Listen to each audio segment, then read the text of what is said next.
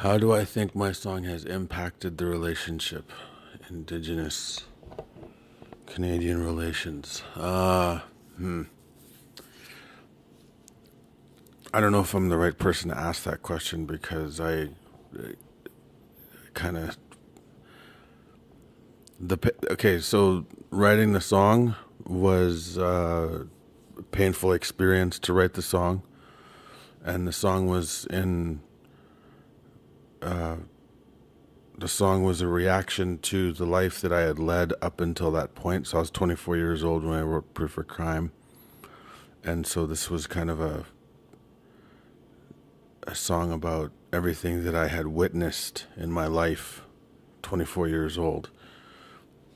I don't know if I'd say those words if I was 30 years old or 40 years old, but when you're 24, you can say whatever the hell you want, I guess. How do I think it's I would like to believe that it has an effect, that the song has had a positive effect on the relationship. I know that when somebody sees the video, not necessarily hears the song, but sees the video, something happens to the person. Anybody that hears the song, like listens to the song and hears the video and or sees the video, they so music opens up a human's heart. That's what music does. Music opens up the heart. And when the heart is open during a conversation can really happen. When the heart is closed and the mind is closed, conversation and communication is almost impossible. And when you're dealing with relationships such as Indigenous and Canadian, oftentimes one side, usually the Canadian side, is closed. The heart is closed and the mind is closed on that side of the conversation. I think this happens because the status quo is fine for the Canadian. The status quo is horrible for the Indigenous person. And so that's the dynamic that I've noticed in my life. Why do you want to talk about treaties? Everything's fine. You know, so when you open up the heart, then a conversation can really happen. Communication can really occur between two sides of a conversation. And so I think that Perfect Crime, the video and the song, does a really good job of opening up the heart and the mind, because during the process of watching the video and hearing the song, you let the person that's listening and watching lets themselves open up, because it's the music that does that. You know, it's a ballad. It's a song about children. It's a song from a first person perspective. In more ways than one, because I'm singing about when I grew up. I grew up in an empty room in a foster house full of strangers. It's first person perspective from a first person. And so it's a child's perspective, or someone talking about their childhood. So it opens up the heart and it opens up the mind. So people are open after they watch the Perfect Crime video. They become open because of the message and the music. And I don't think that can occur in just regular old conversations about the content, right? It's hard, it's difficult.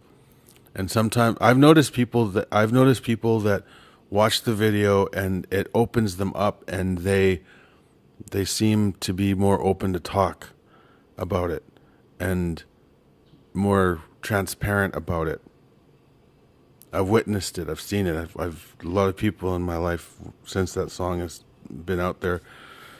They say, stuff that just you wouldn't expect them to say, like good and bad. Like I remember, well, most of the time it's, people will send me a message, send me an email. I think on the First Nations side of it, I've received emails from a lot of people that were just totally freaked out after seeing the video. One of the things that occurred was, I can't remember her name, Beatrice Colleton.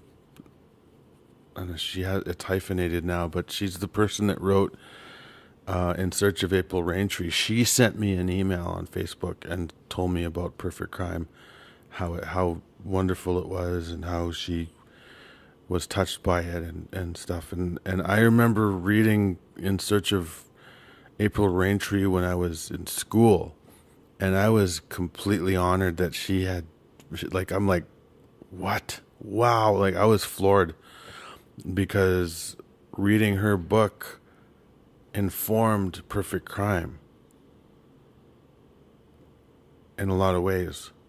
Like the writing of that song, when I was like 16, I 15 or 16, I read her book, and then when I was 24, I wrote Perfect Crime. So that was really interesting. That was really cool.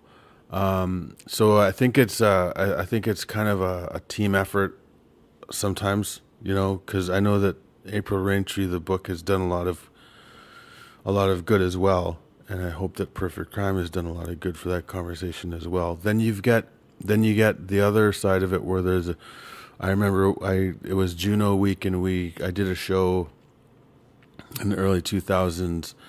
I did a show for Juno week here in Winnipeg, and we played Perfect Crime. I played a bunch of other songs, but we played Perfect Crime, and I usually do a talk before I play the song, because it's very emotional for me to sing the song live. So we sang Perfect Crime, and those lyrics came out. You have nothing to be proud of, my white friend. And the lyrics came out. And then after we did the performance, some guy from Shaw TV came up to me and interviewed me and stuff like that. And one of the first questions out of his mouth was, "You're being a little harsh on us white guys, don't you think, Aaron?"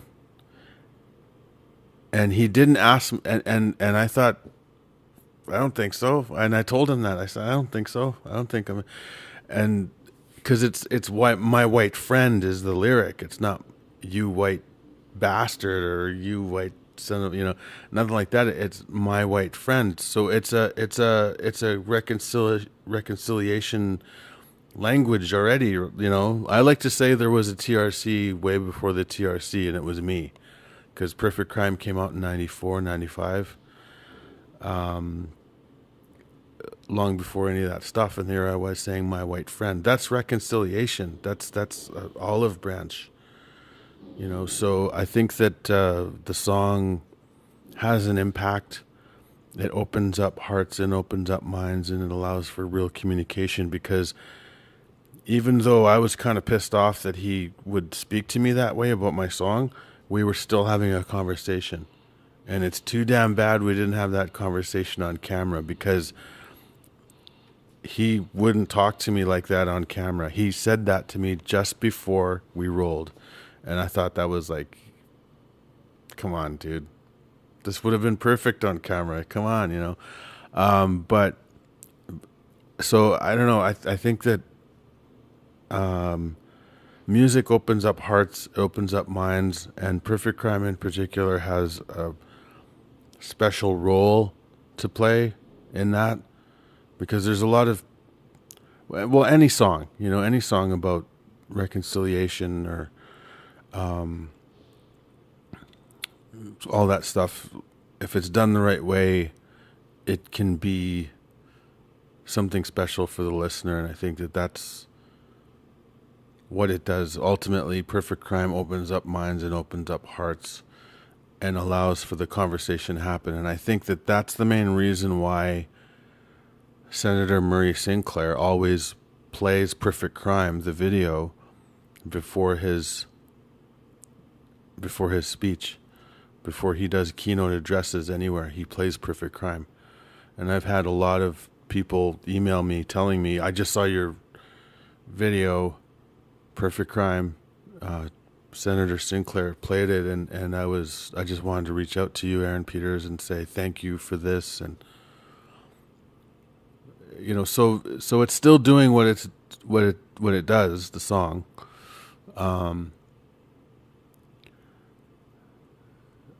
Whoever is sympathetic to the conversation in the first place has a certain effect when they hear the song, when they see the video. Anybody who isn't sympathetic has an effect as well to them. So I think that within all of within the whole concept of reconciliation in 2018 in Canada, I think that Perfect Crime plays that role of opening up hearts and opening up minds so that a conversation can occur in the proper context of a conversation, being that there will be communication between two parties. And I'm pretty proud of the fact that I was able to create something, a piece of art that does that. So there you go. That's the answer to the question.